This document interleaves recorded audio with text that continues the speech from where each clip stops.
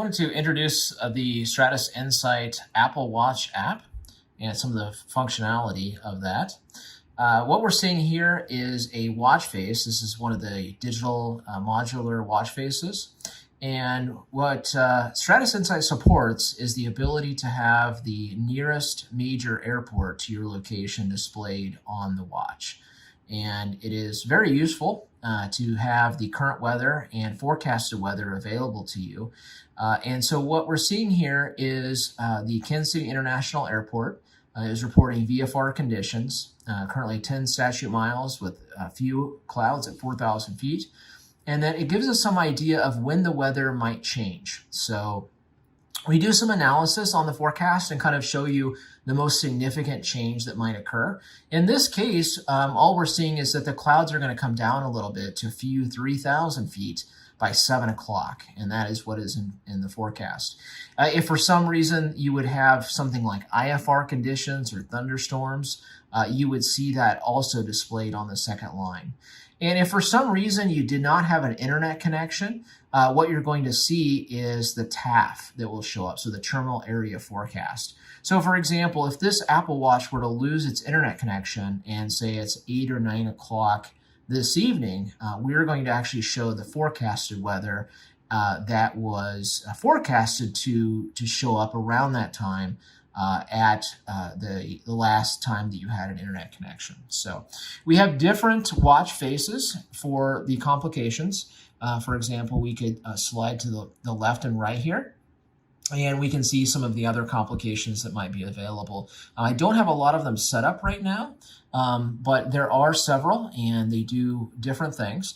This is one watch face here that we see at the very bottom of the screen. Again, Kansas City International Airport reporting VFR conditions, and the last time was 22:53 Zulu on when we last got weather. And you can see in the upper right corner as well, MCI, and it's got a circle around it. And the circle around it is basically giving us some idea of VFR, marginal VFR, or low IFR conditions. So a full circle is VFR conditions. A quarter circle would be low IFR conditions. A half circle is IFR, and a 3/4 circle is marginal VFR. Okay, to open Stratus Insight, we could either navigate from the app icon itself off of the spotlight screen, or we can just tap on the complication and it will open up for you. So inside the app, we're going to see a few features. One of the most default screens here is our flight timer. And we have different colors that will represent different things. So if we look at the text at the top of the screen, we see 16 minutes. And it is in red. So the flight timer is stopped. A red indicates that we have communicated with the phone and synced the flight timer with the phone, and they are in agreement. If the text is showing yellow, then we do not have a good connection to the companion app on the iPhone. And so if we're seeing a green, that indicates that we have a flight timer that has started and it is synced with the phone. So either a red or green background text will indicate that we are communicating with the phone. Okay, a flight timer, as a reminder, is important because we need a flight timer running for things like backgrounding of the app, heart rate monitoring, and all of that.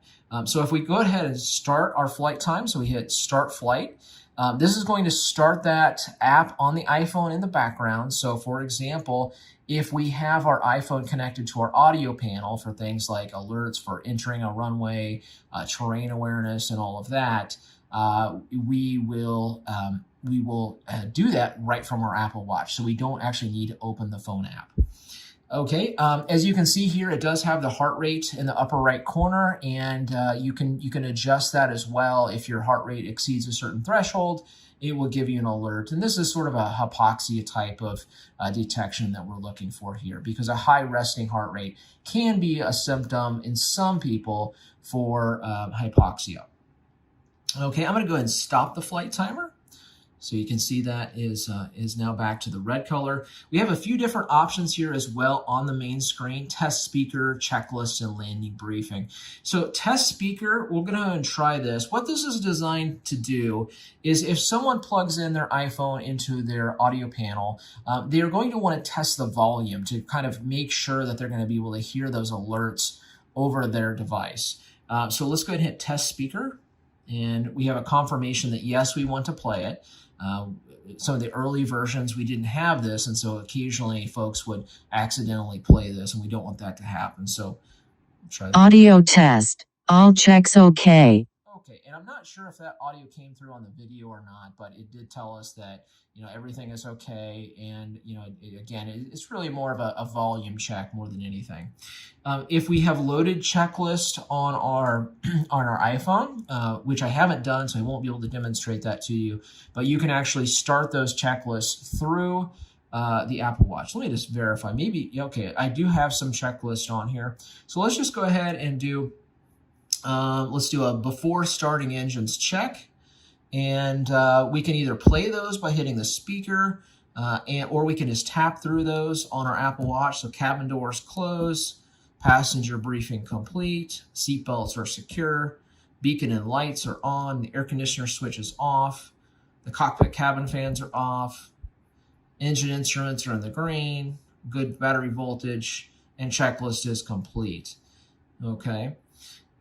The other thing we could do is the landing briefing. So based on the destination airport that we have set in our flight plan, we can go ahead and cue that landing briefing at any time. Now, it will automatically play based on your settings, but if you want to cue it manually, you can do that with your Apple Watch.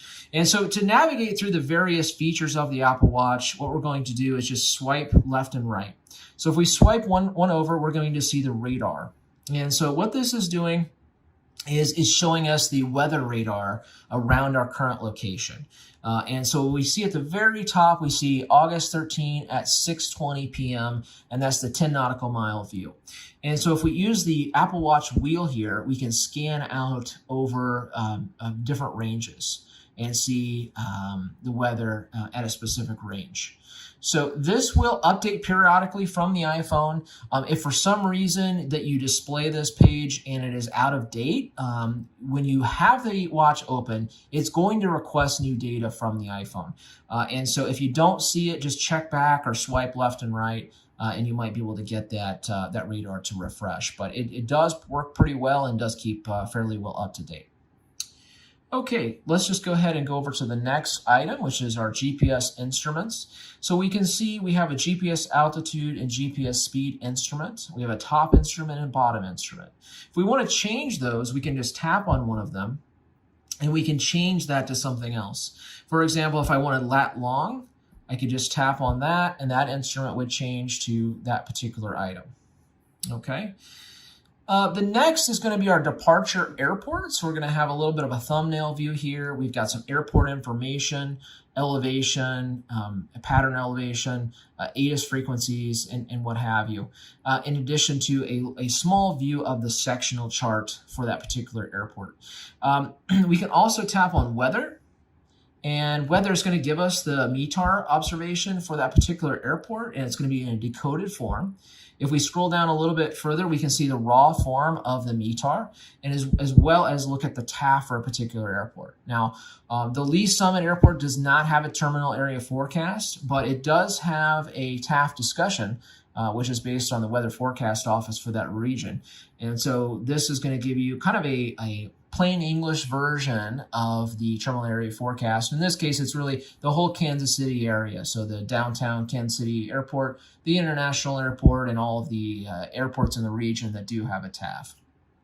Okay, if we swipe over once more, we're going to see the destination airport here. I've got it set as Des Moines. And again, we have a tab between weather and airport, so we can just go back and forth between those.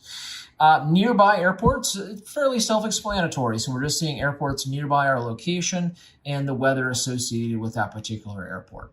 And we can just use the wheel here on the side to go up and down based on those particular airports. Okay, and let's just swipe over once more. And we have a timer.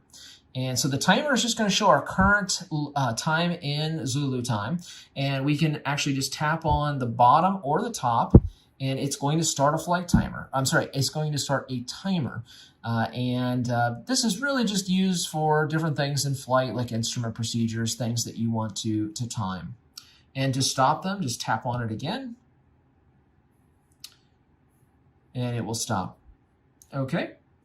The last item is going to be our settings. So we have got the various pages within the app set up how we anticipate most of our users really enjoying the Apple Watch app. However, if you wanted to change the order of those, maybe you have certain features like radar that you want to see first, you can just tap reset and then tap on the specific items in the order that you want them to be displayed within the Apple Watch app. So that is a look at the Stratus Insight Apple Watch app.